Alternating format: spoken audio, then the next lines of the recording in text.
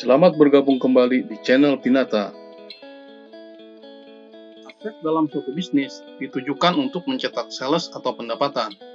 Aset yang tidak produktif akan menjadi komponen biaya yang tertunda. Sebagai contoh, uang kas akan tereduksi oleh inflasi, piutang berpotensi tidak akan terbayar, inventory berpotensi expire, hilang, dan lain-lain. Prepaid expense jika tidak dilanjutkan kemungkinan besar tidak akan bisa dikembalikan atau di-refund. Aset tetap akan mengalami penyusutan, begitupun dengan intangible asset akan digerogoti oleh amortisasi. Sehingga aset wajib berkontribusi nyata pada pencapaian sales atau pendapatan.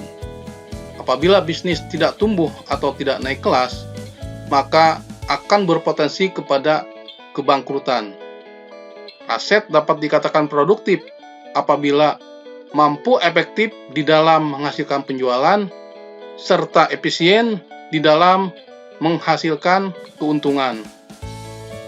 Untuk mengukur tingkat efektivitas aset, kita dapat menilainya dari besaran tingkat perputaran asetnya, yaitu dengan cara membandingkan total penjualan yang diperoleh dengan rata-rata total aset yang dimilikinya dalam suatu periode.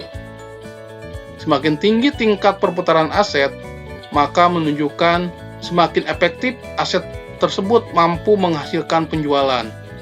Begitupun sebaliknya, semakin rendah tingkat perputaran asetnya, maka menunjukkan semakin rendah efektivitas aset tersebut di dalam menghasilkan penjualan.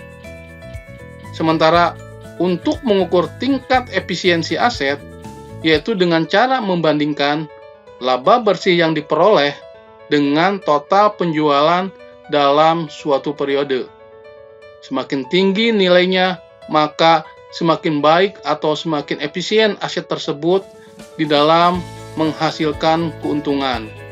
Begitupun sebaliknya, semakin rendah nilainya, maka menunjukkan bahwa semakin tidak efisien aset tersebut di dalam menghasilkan keuntungan. Buat rekan-rekan, jangan lupa subscribe, like,